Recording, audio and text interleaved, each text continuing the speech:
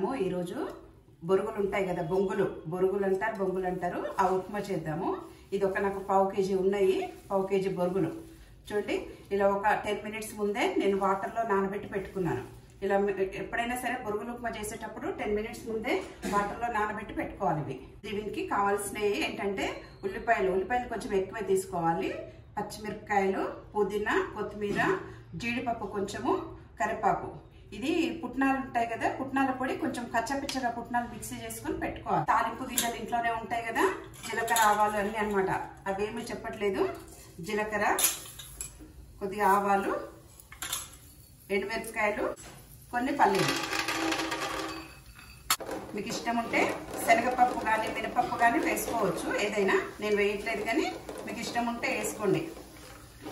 ఇది పొద్దునైనా సరే ఎప్పుడైనా సరే పిల్లలకు ఫాస్ట్గా అయిపోయే టిఫిన్ అనమాట. తొందరగా పెట్టేయచ్చు. ఏమీ లేదనుకున్నప్పుడు మనం టక ఇది చేసేసుకోవాలి. చూడండి, ఇలా కొంచెం వేయించుకుందాం పల్లీలతో. కానీ పచ్చిమిర్చి ఆయిల్లో వేసేద్దాం. ఆయిల్లో వేస్తే ఏంటంటే మంచిగా ఫ్రై అవుతుంది కదా, బొరుగులకంతా ఉప్మా పట్టేస్తుంది. ఎప్పుడైనా సరే మనం బొరుగులు కారంగా రావాలి అంటే ఇట్లా చేయాలన్నమాట. పచ్చిమిరపకాయ తాలింపు వేస్తే ఆ పచ్చిమిరపకాయలకు ఉన్న కారం అంతా నూనెలోకి వస్తుంది కదా, ఆ నూనెలోకి వచ్చిందంతా మన బొంగులకు పట్టేస్తుంది. చూడండి, ఇలా వేయించుకుందాం. కొద్దిగా జీడిపప్పు వేసుకుందాము. జీడిపప్పు ముందేస్తే మాడిపోతుంది కదా, అందుకనేసి ఇప్పుడు వేసాము. ఇప్పుడు ఉల్లిపాయలు, కొంచెం పుదీనా, ఉల్లిపాయలు వేసుకుందాము. ఇలా ఉల్లిపాయని కొంచెం ఎర్రగా వచ్చే వరకు మనం వేయించుకుందాం. ఉల్లిపాయ ఇందులో ఎర్రగా వస్తే బాగుంటుంది అనమాట, టేస్ట్ కూడా మంచిగా ఉంటుంది. 1 స్పూన్ ఉప్పు వేసుకుందాము, ఎందుకంటే ఉల్లిపాయల్లో నుంచి వాటర్ బయటికి రావాలి కదా, అందుకని కొంచెం ఉప్పు వేసుకుందాం. ఇప్పుడే మొత్తం వేసుకోవద్దు, కొంచెమే వేసుకున్నాము, తర్వాత మళ్ళీ వేసుకుందాం. మనం ఉల్లిపాయ మొత్తం వేగాక వేసుకుందాం. అంటే ఇప్పుడు కొద్దిగా ఇంగువ వేసుకుందాము, పసుపు. చూడండి, ఉల్లిపాయ మంచిగా వేగిపోయింది ఎర్రగా. చూడండి ఎంత చక్కగా వేగిందో. ఇట్లా వేగాలి, అప్పుడే మనకు బొరుగులు ఉప్మా టేస్టీగా ఉంటుంది అనమాట. ఇప్పుడు చూడండి, బొరుగులు కడిగి పిండేసి పెట్టుకున్నాం అనమాట. ఇది ఇప్పుడు ఇందులో వేసేసుకుందాం. ఇంకా మనం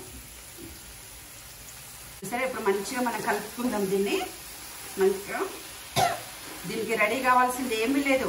పుట్నాల పొడి ఒక్కటే కచ్చపిచ్చగా చేసుకొని మనం ఫ్రిడ్జ్లో పెట్టుకున్నాం అనుకోండి, ఏమీ టిఫిన్ లేదనుకున్నప్పుడు టక చేసేసుకోవచ్చు అనమాట. మనము ఓన్లీ పుట్నాల పొడి ఒకటి రెడీగా ఉంటే చాలు మనకు.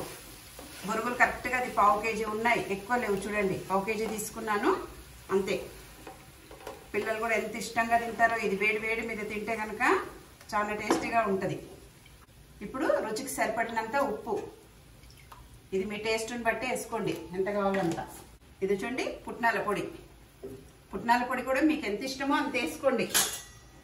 ఇష్టం ఉంటే ఇందులో ఎండుకారం కూడా వేసుకోవచ్చు, కానీ నేను వేయట్లేదు ఇప్పుడు. ఎండుకారం వేసుకుంటే కూడా బాగుంటుంది. పచ్చిమిర్చి తక్కువ వేసుకొని ఎండుకారం కూడా వేసుకోవచ్చు. చూడండి, ఇలా బొంగులు ఇంకా మంచిగా కలుపుకొని ఉప్పు అంతా ఇప్పుడే మీరు సరి చూసుకోండి. కొంచెం కారం కూడా చూసుకోవచ్చు, మీకు సరిపోదు అనుకుంటే కొంచెం ఎండుకారం వేసుకోండి. నేనైతే ఇప్పుడు సరిపడా వేసుకున్నాను. కానీ పొద్దున్నే బ్రేక్ఫాస్ట్ కానీ ఈవినింగ్ పిల్లలకు స్నాక్స్ లాగా రాగానే పెడితే ఇష్టంగా తింటారు. చూడండి, ఇలా చేసుకొని చూడండి, ఇలా ఉప్పు అంతా సరి చూసుకొని మనం కలిపి మంచిగా మూత పెట్టుకొని ఒక్క 10 నిమిషాలు దగ్గరికి మగ్గనిద్దాము. మగ్గితే ఏమవుతుందంటే కారము ఉప్పు అంతా దానికి పట్టేస్తుంది, మంచిగా పట్టేసి టేస్టీగా వస్తుంది. దీన్ని పోహా కూడా అంటారు, కానీ నేను మాత్రం నాకేంటో బొంగుల ఉప్మానే అంటాను, కానీ ఎక్కువ శాతం దీన్ని పోహా అంటారు. చూడండి, ఇలా చేసుకొని మంచిగా కలిపేసుకొని ఉప్పు మాత్రం ఇప్పుడే సరి చూసుకోండి. సరి చూసుకుంటే ఏంటంటే తర్వాత వేయలేము కదా, మీరు ఉప్పు సరి చూసుకొని ఇట్లా చేసేసుకొని ఒక్క 10 నిమిషాలు మనం మూత పెట్టి దీన్ని మగ్గనిద్దాం. సిమ్లో పెడదాం స్టవ్. 10 నిమిషాలు మగ్గినాక స్టవ్ బంద్ చేసుకుందాం. ఇంకప్పుడు చూడండి, ఇప్పుడు 10 నిమిషాల్లో ఇది రెడీ అయిపోతుంది మనకు స్లో ఫ్లేమ్లో. అర్జెంట్ అనుకున్నప్పుడు కొంచెం పెద్దగా పెంచుకోండి. నాకు ఇప్పుడు అర్జెంట్గా లేదు కాబట్టి కొంచెం పెడుతున్నాను స్లోలో. ఇప్పుడు 10 నిమిషాలు అయింది కదా, చూడండి ఎంత చక్కగా అయిపోయిందో.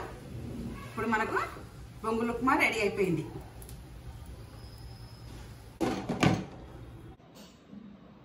బొరుగుల పోహ రెడీ అయిపోయింది. బొంగుల పోహ దీంట్లో క్యారెట్ పెట్టుకొని ఉల్లిపాయ కానీ ఇష్టం మీకు ఏది ఇష్టం ఉంటే అది నిమ్మకాయ పిండుకొని తింటే సూపర్ టేస్టీగా ఉంటుంది. ప్లస్ మనం ఏంటంటే ఇప్పుడు బియ్యం అది తక్కువ తీసుకోవాలి కదా, అందుకనేసి మనం వెజిటేబుల్స్ ఎక్కువ తీసుకోవాలి. చూడండి, ఇలా రోజు బ్రేక్ఫాస్ట్లో మనం కనుక ఒక క్యారెట్ తీసుకున్నాం అనుకోండి, ఇది తక్కువ క్వాంటిటీలో తింటాం కదా, అప్పుడు మనం రోజు ఇట్లా ఒక వెజిటేబుల్ కానీ కీరా కానీ ఏదో ఒకటి, క్యారెట్ కీరా మీకు ఏది ఇష్టం ఉంటే అది తీసుకోండి. తీసుకొని చూడండి ఇలా సూపర్ టేస్టీగా ఉంటుంది ఇలా కాంబినేషన్లో తింటే. లోకాం సమస్తాం సుఖినో భవంతు.